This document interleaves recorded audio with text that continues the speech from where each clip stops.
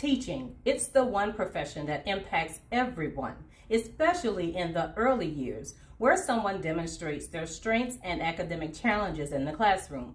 According to experts, there are 7 types of learners in the classroom: auditory, visual, verbal, logistical, physical, social, and solitary. Now imagine being the one person everyone trusts to accommodate, challenge, and inspire all of those learning types simultaneously. To the average person, it seems nearly impossible.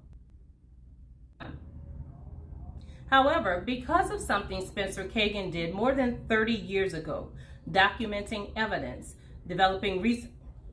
However, because of Spencer Kagan and something he did more than 30 years ago, developing and analyzing a technique that teachers can use in the classroom revolved around strategies that analyzed, observed, and documented challenges students face and how to actually blend that into the way they teach. What may seem impossible is actually pragmatic. Known as he developed cooperative learning strategies. There are 7 components to the learning strategies. Team building, that's part of it, where students actually work in teams. And then there are teams that are designed by the teacher, where students work in groups. Essentially, every group member has a role and responsibility tied to their strength that they demonstrate in class. There's also the class building component, where students know what to expect when they come to class, so they're not just functioning as robots in the classroom. There's also the management aspect. Students have a certain amount of time to accomplish what's expected of the assignment to get to the end result that is assigned. There's the social skills component, where students actually move around, they work with each other, and engage in what's going on in the classroom. Then there is the structured activity. Although it's structured, it is not necessarily controlled by the teacher. The teacher introduces the material, the coursework, and the concept, and then relies heavily on the students to actually come together and make it all work and then demonstrate how it all works. This way, it keeps the student who traditionally hides in the classroom because he or she may not feel that they are smart enough, or it also helps remove some of the work from the student who's the overachiever, who traditionally would actually take on the bulk of the work in a group assignment just to get it done. There's also the principles and ethics aspect of Kagan's cooperative learning strategies, because it also teaches students that they are all important, and it is an up-close and personal experience in how to value what everyone brings to the table. Why would some educators hesitate using cooperative learning strategies in the classroom? The Compass rubric, used in Louisiana to evaluate a teacher's effectiveness in the classroom, has 2 parts. It focuses on the success of students. Now, success is defined by students' progress compared to the previous year. The other component of the Compass rubric involves 2 observations that actually assess a teacher's pedagogical approach to teaching in the classroom. The 2 visits come from an administrator. One is announced, the other visit is an unannounced.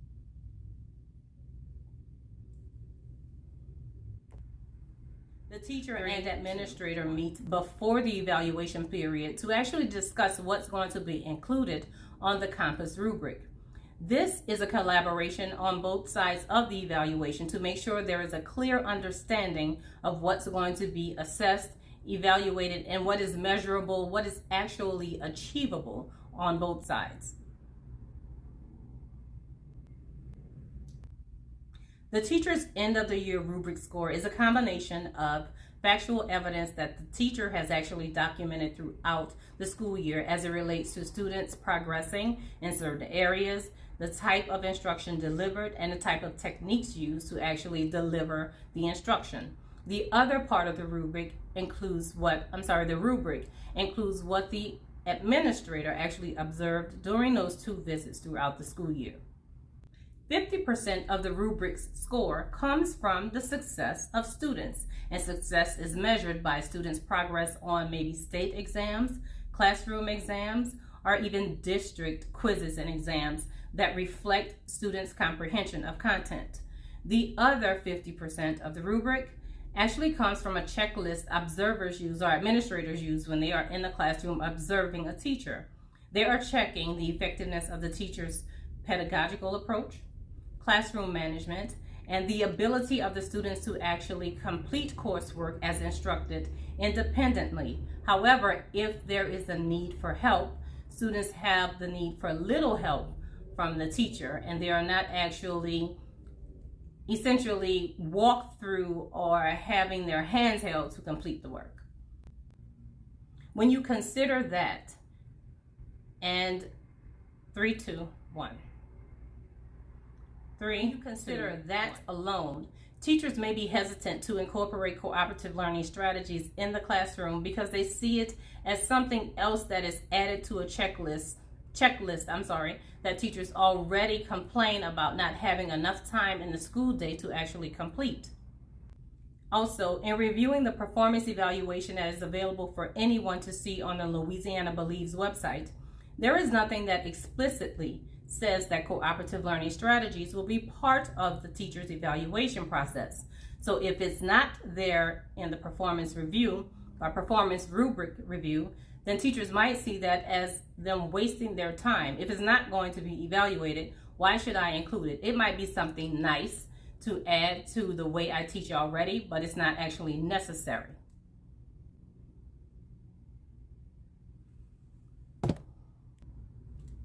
Three, two, one.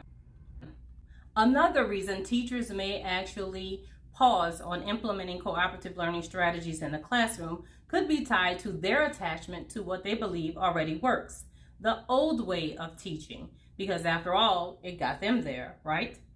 But a 2012 Harvard Review article actually listed 10 reasons people resist change. And even though the article is more than 10 years old, I believe some of the reasons are still reflective of what's going on with teachers. Intimidation.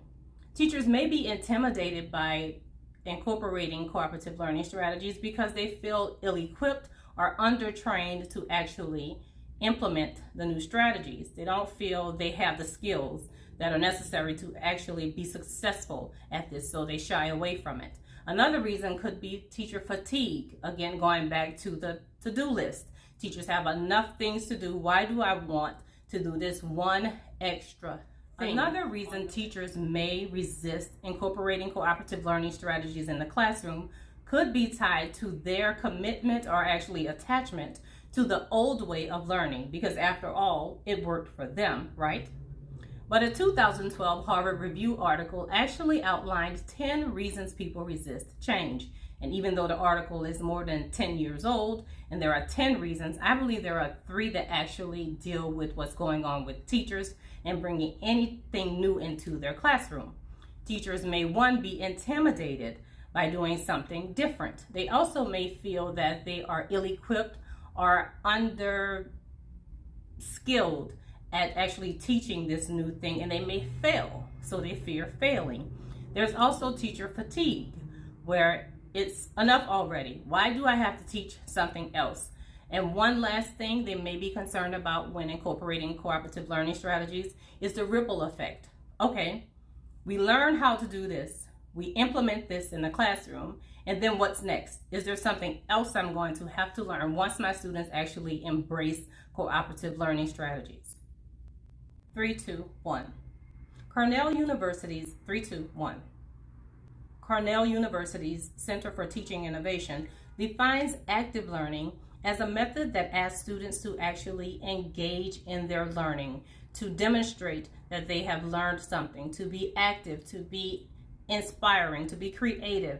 It is not teacher-centered or instructor-centered. Johns Hopkins, meanwhile, defines passive learning as a situation where students are in a classroom, they write down notes, they actually listen to lectures, they go back, highlight those notes, and prepare for a test. That's the difference, active and passive learning. Now, what does this have to do with cooperative learning? Cooperative learning strategies is actually a healthy blend of both active and passive learning. Students do still get instructions from teachers. Students do get feedback from teachers, but they actively participate by actually showing their strengths to their classmates, and they learn from each other as well. They develop social skills that are necessary. It's one of those things that we take on as teachers. It's not something that can be measured on a test. It's not something that we can actually write stats about. But cooperative learning gives students an opportunity to develop their self-esteem. It actually shows them how to navigate the world and work alongside with people who may not necessarily think the way that you think, but everyone achieves the goal.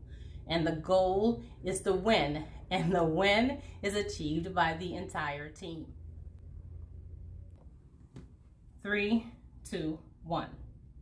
Whether it's a math scavenger hunt, a give one example where students share ideas amongst each other, and then they actually pick the best idea out of the group, all of it is important. And it's one of the best ways to actually get students to not just grasp the information, but want to know more about the information and understand why they are valued in class, why they are seen. It makes them excited about coming to the classroom. And that's why I think it is a good idea for teachers to use cooperative learning strategies in the classroom to touch all of the learners I mentioned earlier: the auditory learner, the visual learner, the verbal learner, the logistical learner, the physical learner, the social learner, the silent learner.